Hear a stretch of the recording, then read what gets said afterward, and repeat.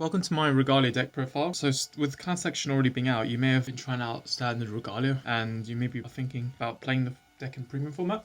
So I'm just going to go through some of the cards you could be playing if you ever want to play premium Regalia. So to start off with, we play a V-Series starter. So here we've got Incipient Longtail as an example. Then we've got 4 copies. Regalia of Wisdom Angelica, your main ride target. This is the one you're trying to ride into. It's very handy, especially with premium format. There is a chance that you've got G-Guards out there, like Denial Griffin, or some of the combos like with Beatrice, where you could call out a Cannoneer during your battle phase. They could call out a Cannoneer and then destroy your own units.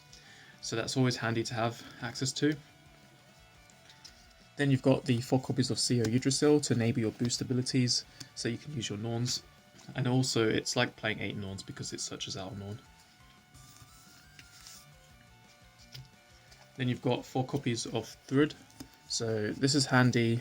It's sort of like an Ulixis clone, but it's also handy because you can give gauges to your units without needing a counterblast to use Norn or something, or even having to be on Angelica. And even then with Angelica, it's quite awkward anyway if you don't have counterblast to give equip gauges with using Angelica, because with Norn, you need to basically have the attack happen with Angelica, but you can't boost with Norn if it doesn't have a gauge in the first place.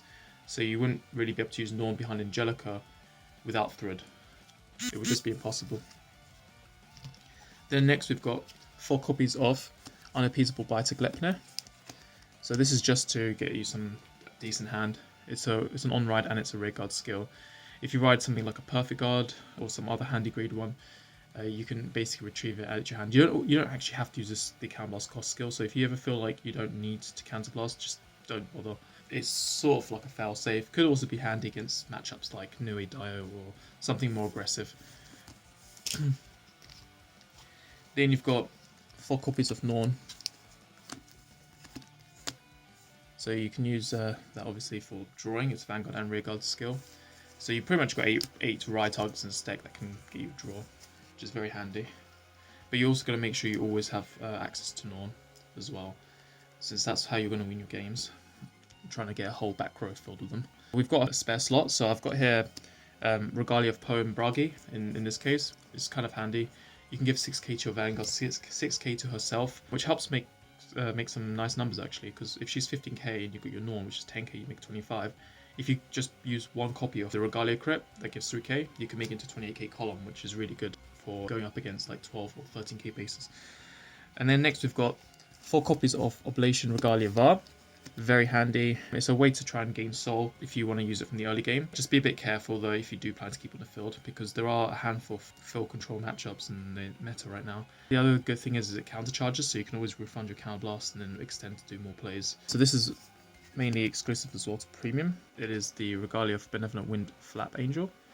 So if you reveal any for grade 3s, Regalia specifically, so just beware, you cannot use a generic grade 3, you have to reveal a Regalia grade 3. It's not like the other Stratasys, so you can reveal any grade 3. And you can then add a grade 3 Regalia from your deck to your hand. Very handy because you can either reveal CEO Tiki or Angelica, which is the ideal ride target, or you could reveal Angelica, or you can reveal CEO Yggdrasil actually, to search out an additional CEO Yggdrasil, which is basically a rear guard skill as well, so you can do more plays with that. It's useful to have Stratasists that can search for rear guard grade 3s, especially since CEO Yggdrasil is needed on the field for you to actually be able to win the game. It's your win condition to have CEO Yggdrasil on the field.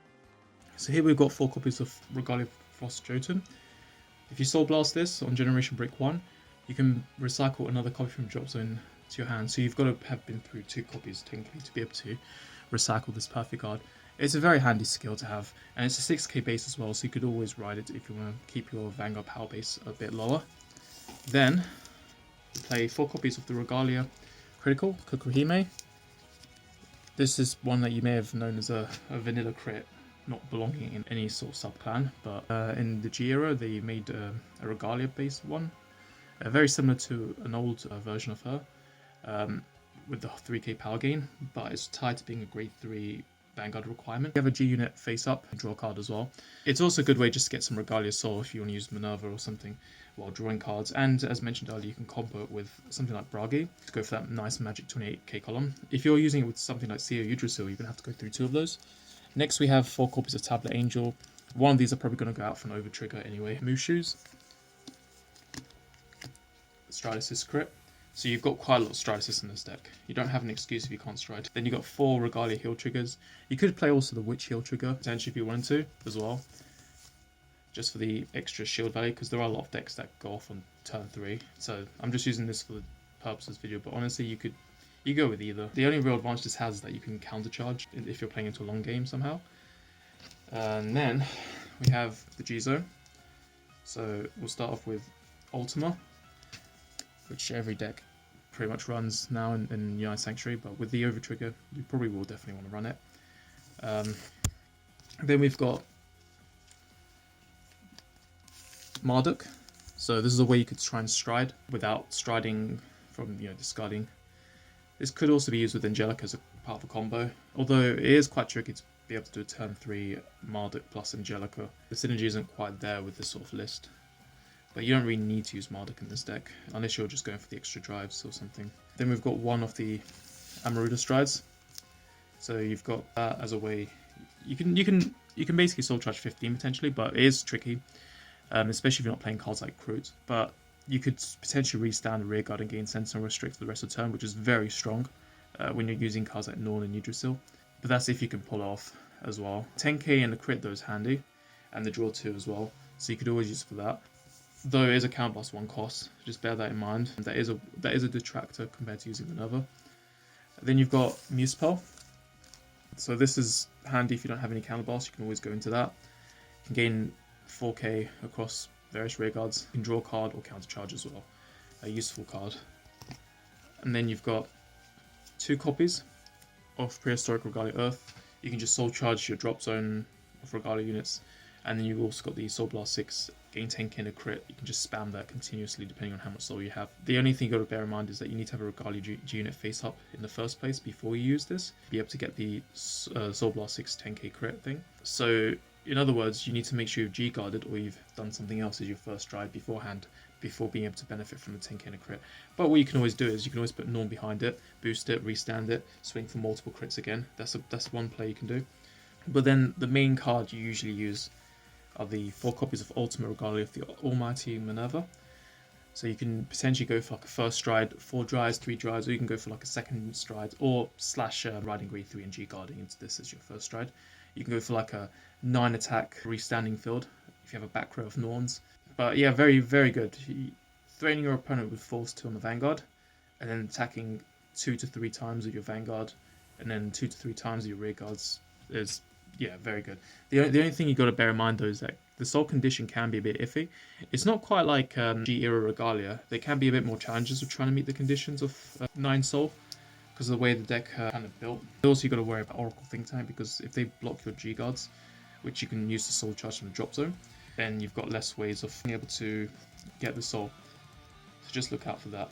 And then lastly, to get to the G-Guardians, I've got 2 copies of the GB1 G-Guardian, Loria, which helps you recycle cards back into your deck. This is really useful whenever you're getting towards decking out, or you need to access maybe your Norns or your CEOs, or anything useful. This is helpful for soul charging 4 cards, meeting Minerva's conditions. So we do play Regalia triggers, which sort of covers the grade 0 requirement, and then you've got to put in like a grade 1, 2, and 3 as well. So we've got Regalia across the board for each grade to be able to use that. Then there's also Goddess of Twill Tag Roots. This is very useful. Basically, you can soul charge something, gain 10k shield, but it helps synergize if you already have the field set up in the first place. So it's a way of accessing extra shield in ways that you might not be able to otherwise, depending on how your field set up. So it's more of a situational thing. And then we've got Goddess of 7 Colors Iris as well.